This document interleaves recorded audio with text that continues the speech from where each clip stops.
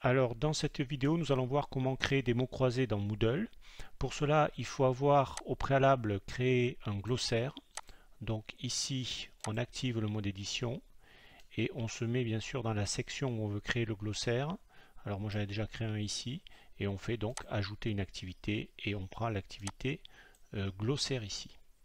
Une fois l'activité glossaire créée, il faudra rajouter des mots. Pour ajouter des mots, il suffit d'ouvrir le glossaire ici et d'ajouter un nouvel article. Alors moi j'en ai ajouté toute une série ici, on va en ajouter un de plus.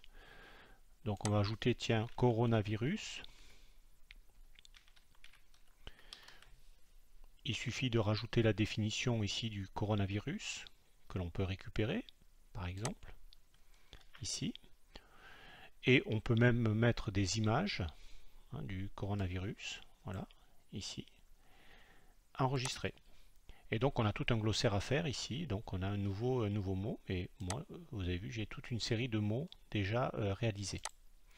Une fois que votre glossaire est établi, ici, je reviens sur le cours, on va rajouter l'activité donc mots croisés. Alors l'activité mots croisés, il faut la chercher aussi dans les activités ici, donc jeu mots croisés. Alors attention, c'est une activité en option, il faut demander à votre administrateur, si vous ne l'avez pas, de rajouter le plugin, il s'appelle Mode Game, et ça rajoute toute une série de jeux ici possibles. Donc on va prendre, une fois installé, nous, le jeu mots croisés, ajouter. Mots croisés, donc on peut donner une petite description, on peut lui donner un nom particulier, bon peu importe. Les questions, les mots, il va les chercher dans les glossaires, mais on peut prendre aussi questions et tests, alors nous ça va dans le glossaire. Quel glossaire? Celui que je viens de créer, alors j'ai plusieurs glossaires moi ici, mais nous on va prendre celui des biotechnologies, ici. Parmi les options, on va prendre l'option gris ici, qui est importante. Nombre maximum de colonnes, on va prendre plutôt le nombre minimum de mots. On va mettre, je ne sais pas, 12 par exemple. Nombre maximum 15. Ici, il y a toute une série de paramètres que l'on peut modifier ici. Et puis, on va enregistrer et revenir au cours. Alors,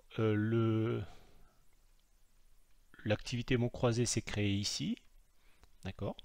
Et donc, il n'y a plus qu'à ouvrir et jouer, puisque les mots vont être choisis dans le glossaire au hasard, ici, voilà, avec les définitions dessous, horizontale, verticale. Alors si on a une image, ça peut être une image, alors dans ce cas-là, il n'y en a pas.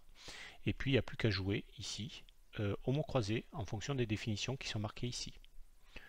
Une fois terminé, on peut donc fin du mot croisé ici.